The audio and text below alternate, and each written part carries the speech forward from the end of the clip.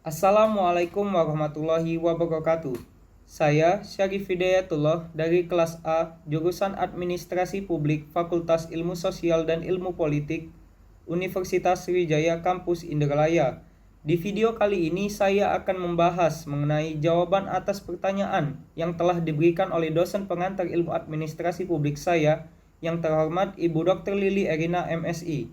Pertanyaan tersebut mengenai materi kewarganegaraan atau nationality dan masyarakat madani atau civil society.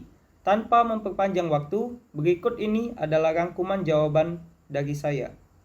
Baiklah, langsung masuk ke materi yang pertama mengenai kewarganegaraan atau nationality.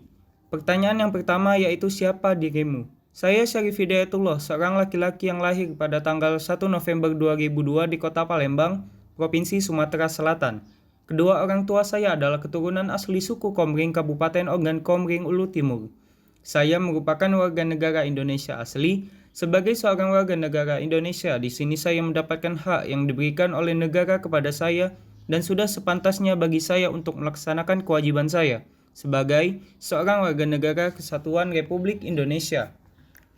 Pertanyaan yang selanjutnya, yang kedua, sudahkah kamu mendapatkan hak yang seharusnya kamu dapatkan? Jika belum, menurut kamu kenapa?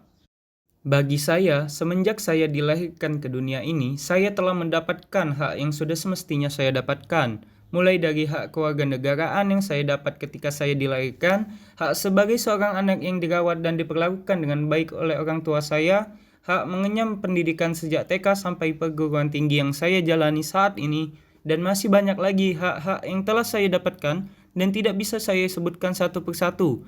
Hal ini menandakan bahwa hak saya sudah terpenuhi. Pertanyaan selanjutnya yang ketiga, bagaimana dengan kewajibanmu? Apa saja yang belum kamu lakukan? Mengapa? Dalam hal kewajiban, saya sudah banyak melaksanakan kewajiban saya, seperti di lingkungan keluarga dan tempat tinggal, yaitu selalu mematuhi dan mentaati perintah dan aturan yang diberikan oleh orang tua saya, dan ikut gotong royong di lingkungan rumah. Kemudian, kewajiban di bidang pendidikan dengan datang ke sekolah tepat waktu dan mendengarkan penjelasan guru di kelas, dan kewajiban di agama yaitu melaksanakan dan mengamalkan rukun iman dan rukun Islam. Beberapa kewajiban saya belum saya jalankan, yaitu menggunakan hak pilih saya dalam pemilihan umum karena umur saya yang baru saja memasuki 17 tahun, dan kewajiban saya kepada negara untuk membayar pajak, karena status saya belum memiliki pekerjaan atau pemasukan di luar pemberian orang tua. Memasuki materi kedua tentang civil society atau masyarakat madani. Pertanyaan yang pertama, bagaimanakah aplikasi civil society di Indonesia? Menurut pandangan saya, pengaplikasian civil society di Indonesia belum maksimal. Secara operasional, pelaksanaannya belum berjalan baik. Padahal, seperti yang kita ketahui, civil society merupakan suatu sistem sosial yang didasarkan prinsip moral yang menjamin keseimbangan antara kebebasan individu untuk stabilitas masyarakat. Kondisi sistem sosial di Indonesia masih berantakan. Terjadi banyak konflik dan juga kepentingan individu juga kelompok di dalamnya yang menyebabkan ketidakselarasannya sistem ini. Ada banyak hal yang mesti dibenahi oleh masyarakat dan pemerintah. Kemudian pertanyaan yang kedua, bagaimanakah pendapatmu jika dilihat dari prakteknya serta peran dan dari pilar-pilarnya? Dalam prakteknya, negara kita telah memiliki LSM atau lembaga swadaya masyarakat yang telah berjalan di bidangnya, namun terdapat beberapa LSM yang menyimpang dan tidak berjalan dengan sesuai. Kemudian untuk peran pers di Indonesia saat ini, terjadi ketidaknetralan atau pers dikuasai dan dilayakbelakangi oleh pihak-pihak tertentu yang memiliki kepentingan. Kemudian untuk supremasi hukum, kita dinilai tumpul ke atas tajam ke bawah. Banyak sekali ketidakadilan ataupun ketidakseimbangan dalam hukum di negara kita. Untuk perguruan tinggi di Indonesia memiliki kemajuan dan tingkat kualitas pendidikan yang melesat baik. Namun, untuk biaya pendidikan di perguruan tinggi dinilai masih sangat mahal sehingga tidak sedikit warga negara kita kesulitan untuk melanjutkan pendidikannya ke jenjang yang lebih tinggi. Terakhir, pergerakan partai politik di Indonesia sangatlah aktif. Namun bisa dilihat bahwa di balik tujuan utama partai politik yang dinilai mewakili masyarakat tersebut, ternyata banyak ditunggangi oleh kepentingan individu ataupun kelompok di dalamnya. Kemudian, dilihat dari kondisi elemen masyarakat itu sendiri.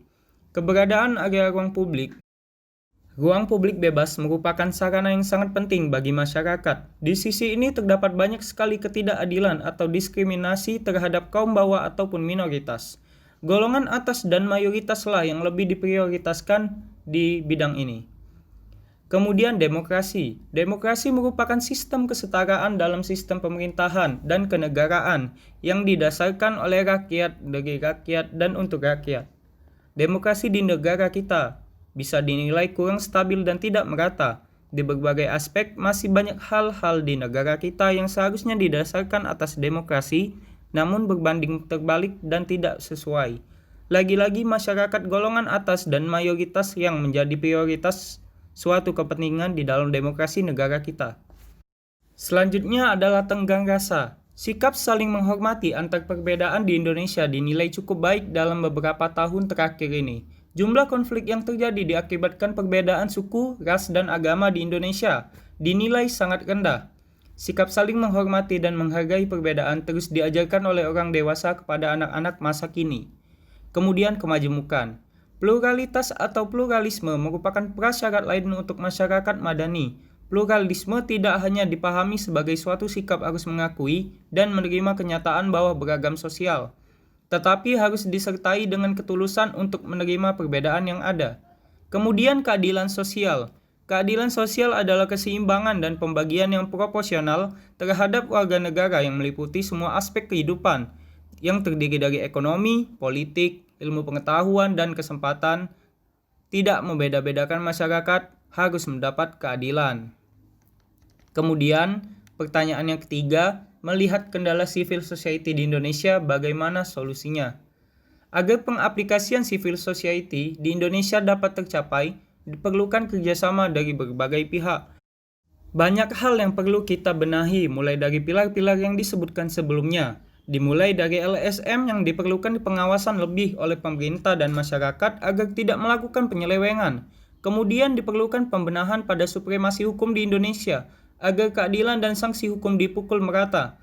Setelah itu, pemerintah kita perlu memprioritaskan untuk memperbaiki kondisi pendidikan di negara kita, agar menghasilkan sumber daya manusia yang mumpuni. Kemudian, pemerintah dan masyarakat harus bersatu padu tanpa ada diskriminasi dan lebih mementingkan kepentingan bersama untuk bangsa dan negara agar lebih baik ke depannya.